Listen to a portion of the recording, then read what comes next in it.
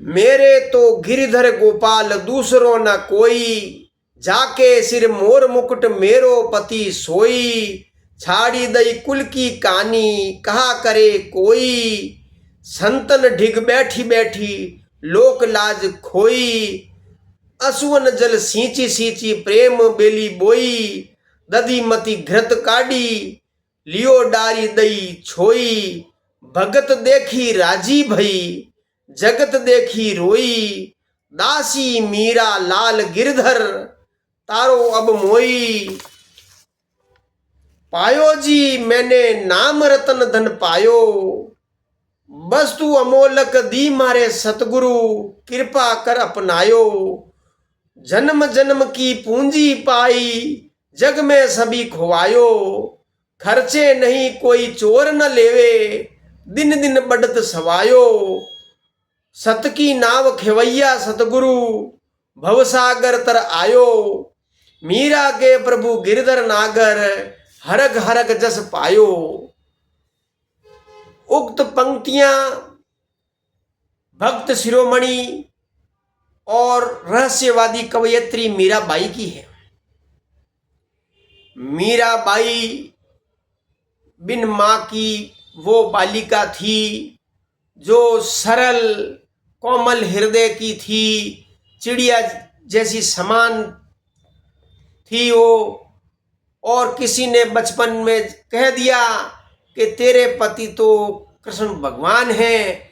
उस भोली भाली बालिका ने अपने कोमल मन में ये मान लिया कि हाँ, मेरे तो पति भगवान कृष्ण हैं। वो भोली भाली बालिका कृष्ण भगवान की पूजा करती, गीत गाती, उनकी मूर्ति को सजाती, उन भगवान कृष्ण की मूर्ति से बातें करती और उनके सामने नृत्य करती। ये भोली भाली बालिका कष्टों का सामना करते हुए अपने जो उसने भगवान से सदैव प्रार्थना की उसको अपने में समा लो, अंत में वो समा गई थी।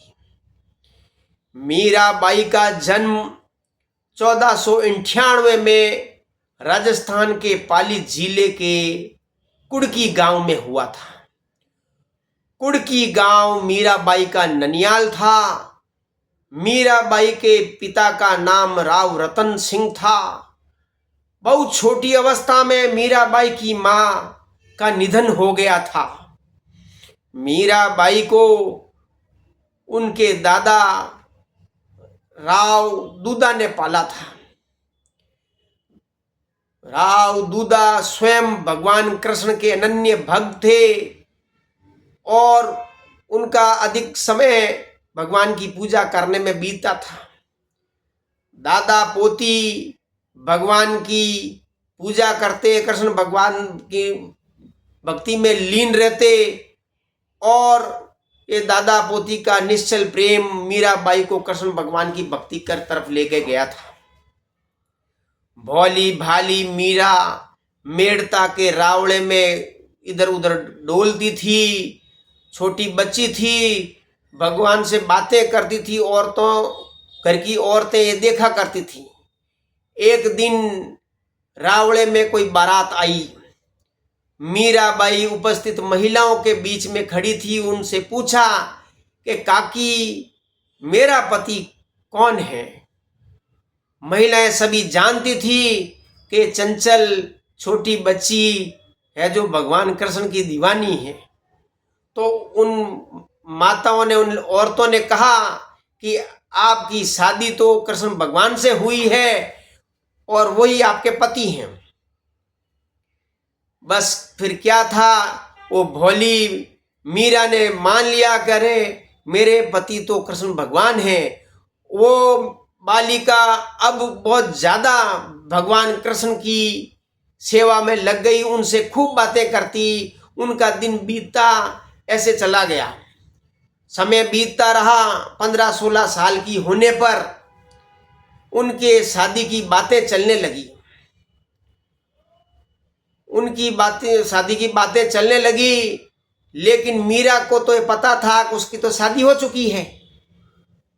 लेकिन मेवाड़ के राणा सांगा जो कि प्रसिद्ध देशभक्त हुआ करते थे उस दौरान, वो अपने बेटे भोजराज की बारात लेके मेड़ता आए और मीराबाई को अपनी बहू बनाया। मीराबाई बहुत रोई कि उनकी शादी हो गई है, फिर उनकी दूसरी शादी क्यों हो रही है।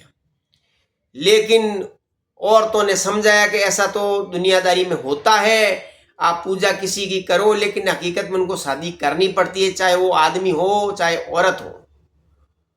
मीराबाई अपने ससुराल चित्तौड़गढ़ गई। वहां पर उनके पति भोजराज को ये पता था कि उनकी पत्नी भगवान कृष्ण की अनन्य भक्त है। तो उस जमाने में कोई पत्नी अगर भगवान की भक्ति करती है तो पुरुष खुश होते थे कि चलो कोई बात नहीं, उनकी पत्नी धार्मिक है। और वो भोजराज को कोई दिक्कत नहीं थी। वो चित्तौड़गढ़ के किले में एकलिंग जी के मंदिर में, ठाकुर जी के मंदिर में उनकी पूजा करती रहती थी, उनसे बातें करती रहती थी। जब जब भले भले लोग हुए हैं तब तब भगवान ने खलनायकों को भी भेजा है। मीराबाई जैसी सरल व्यक्ति की, सरल औरत की दुश्मन उनकी ननद थी उदाबाई, जो सदैव अपने भाई से मीराबाई की शिकायत करती थी कि कोई न कोई मीरा का चक्कर है, जो वो मंदिर के अंदर किसी से बातें करती है। भोजराज को पता था कि ये भगवान कृष्ण के सामने नृत्य करती है, भजन गाती है, कीर्तन करती है, तो उन्होंने अपनी बहन की बात को कोई तवज्जो नहीं दी। कुछ सालों बाद भोजराज की किसी कारणवश, या तो युद्ध में या किसी बीमारी के कारण मौत हो गई। अब मीराबाई अकेली पड़ गई, क्योंकि उदाबाई को मीराबाई के ऊपर अत्याचार करने का मौका मिल गया। वो मध्ययुगीन काल था। विदेशी शक्तियां भारत की सत्ता को, भारत की जनता को, भारत के समाज को तहस नहस कर रहे थे। राजपूतों को बिल्कुल समय नहीं था कि वो अपने परिवार को संभाले। खानवा की लड़ाई में राणा सांगा को जो ठेस पहुंची, उनमें हार हुई। उसके बाद राणा सांगा का निधन हो गया था। उनके पश्चात उनका पुत्र विक्रम सिंह राणा बना। ननंद उदाबाई अपने भाई के कान भरती और विक्रम सिंह बड़ा सख्त था। वो मीराबाई को सीधा करना चाहता था कि आप है जो राज परिवार की महिला हैं, आम लोगों के बीच में न जाएं, आप हमारी सम्मान है, साधु संतों के बीच बैठेंगे तो लोग क्या कहेंगे। लेकिन मीराबाई तो अपनी भक्ति में कभी कमी नहीं होने दी। तो ननंद उदाबाई और विक्रम सिंह ने मीराबाई को मारने के षड्यंत्र रचे। जो दासी रात को खाने के बाद मीराबाई को दूध दिया करती थी, उसे कहकर दूध के अंदर जहर मिला दिया गया और मीराबाई को दूध पीने के लिए दिया गया। मीराबाई ने दूध पी लिया और इन्होंने सोचा कि अब मीराबाई कभी नहीं उठेगी। लेकिन दूसरे दिन ही सवेरे सवेरे मीराबाई उठी, नहा धोकर अपनी ठाकुर जी की पूजा में लग गई। दूसरा वार उनकी ननंद और विक्रम सिंह ने किया कि वो भगवान की मूर्ति के सामने फूल रखती थी, तो एक फूल का टोकरा उदाबाई ने दासी के द्वारा भिजवाया। उस टोकरे में फूलों के नीचे ब्लैक कोबरा यानी कलंदार सांप था। जब वो फूल उठाएगी और भगवान को चढ़ाएगी, उसके दौरान वो कलंदार नाग मीराबाई को डस लेगा और मीराबाई मर जाएगी। लेकिन ऐसा हुआ नहीं। मीराबाई ने फूल भगवान को चढ़ाए और उस फूल के अंदर कलंदार नाग नहीं, भगवान कृष्ण की मूर्ति निकल गई। अब जब मीराबाई की मौत नहीं हुई तो और मीराबाई पर अत्याचार बढ़ गए उनकी ननंद और देवर विक्रम सिंह के द्वारा।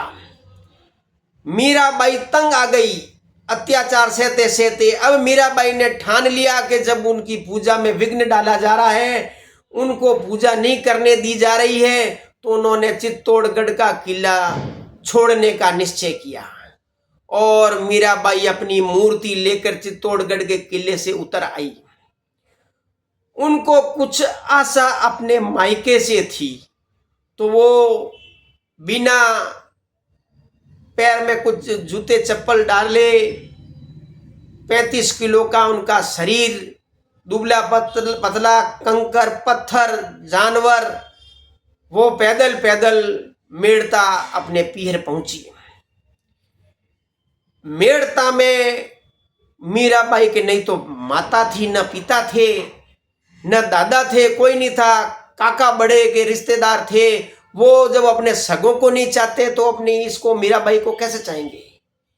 मीराबाई बड़ी दुखी हुई और अपने दुखी मन से तय किया कि वह भगवान कृष्ण की बाल नगरी वृंदावन जाएगी और वृंदावन में ही अपना बाकी जीवन रखेगी। मीराबाई उसी रूप में भजन गाते, रास्ते में रुकते, कोई खाने को देता खाती, और धीरे धीरे पैदल कुछ साधु सन्यासियों का टोला भी उनके साथ हो गया, वृंदावन पहुंच गई। वहां पे कृष्ण भगवान की नगरी वृंदावन में उनको शांति मिली। उन्होंने वहां पर अपना जीवन यापन शुरू किया, भगवान की भक्ति में यापन शुरू किया और अपने नए नए भजन बनाती, कविताएं बनाती, भगवान कृष्ण के प्रेम में, प्रेम की लीलाओं में अश्रु बहाती और उनका जीवन चल रहा था। लोगों ने कहा कि अगर आप किसी को चाहते हो तो बिना गुरु से कुछ नहीं मिल सकता। गुरु एक वो सीढ़ी है जो आपको अपने मंजिल तक पहुंचाती है। वृंदावन में गुरु रविदास थे, उन रविदास को उन्होंने अपना गुरु बनाया। गुरु रैदास या रविदास ने उनको कहा कि वो अपने जीवन को भक्ति मार्ग पर ले जाए, क्यों भक्ति मार्ग से ही वो अपने उद्देश्य को प्राप्ति कर सकती है। मीराबाई ने अपने गुरु के कहने पर भक्ति मार्ग में चुना। वैसे वो भक्ति में ही थी, लेकिन अब पूरी तरह से वो भक्ति में डूब गई थी। वर्षों बिताने के बाद मीराबाई ने तय किया कि भगवान कृष्ण की द्वारिका गुजरात में वो जाएगी और बाकी का सारा जीवन वहीं पे बिताएगी। मीराबाई वृंदावन से मेवाड़ के रास्ते होते हुए गुजरात द्वारका पहुंची। जब मीराबाई मेवाड़ के रास्ते जा रही थी तो लोगों ने कहा कि ये हमारी महारानी है, लेकिन ये दर दर की ठोकरें खा रही है। उस दौरान मध्य युग के दौरान राजनीतिक घटनाक्रम निरंतर बदल रहे थे। विक्रम सिंह के मरने के बाद मेवाड़ का राणा उदय सिंह बने। राणा उदय सिंह जिन्होंने उदयपुर बसाया था और महाराणा प्रताप के पिता उदय सिंह थे। उनको लगा कि हमारी भाभी के साथ बहुत अन्याय हुआ है, वो दर दर की ठोकरें खा रही है। उनकी सोच के कारण उन्होंने मीराबाई को चित्तौड़गढ़ लाने के बारे में सोचा, लेकिन उनको ये पता था कि मीराबाई है जो चित्तौड़गढ़ वापस नहीं आएगी। तो मीराबाई को लाने के लिए कुछ ब्राह्मणों को तैयार किया गया। मेवाड़ से ब्राह्मण द्वारका गए। उस दौरान कृष्ण जन्माष्टमी थी, मंदिर में बहुत भीड़ थी, दूर दूर से भक्तगण आए हुए थे और मीराबाई वहां पे अपने घूंघट डाले, एक तारा लिए नृत्य कर रही थी, भगवान की भक्ति में भजन गा रही थी। जब दिन भर ऐसा चला तो जब समय मिला तो ब्राह्मणों ने संदेश भेजा मीराबाई के पास कि वो मेवाड़ से कुछ ब्राह्मण आपसे मिलना चाहते हैं, और उन्होंने निवेदन किया मीराबाई से कि आप हमारे कुल की कुल वधू हैं, हमारी नाक है, हमारा सम्मान है, आप दर दर की ठोकरें खाती है, ये हमारे लिए ठीक नहीं है। मीराबाई ने ऐसा सुना। जब वो मेड़ता पहुंची तो मेड़ता जाने तक वो खूब रोती थी। उनकी अश्रु धाराएं सूख गई थी। उसके बाद उनका रोना लगभग खत्म हो गया था। लेकिन जब ब्राह्मणों ने चलने के लिए कहा तो मीराबाई की रुलाई फूट पड़ी। घूंघट डाल के वो बहुत जबरदस्त नृत्य किया और भगवान की भक्ति में बड़े दर्द भरे अंदाज में भजन गाए। और मीराबाई कृष्ण भगवान के मंदिर के गर्भगृह में चली गई और मंदिर के किवाड़ बंद हो गए। उसके बाद में मीराबाई को किसी ने नहीं देखा था।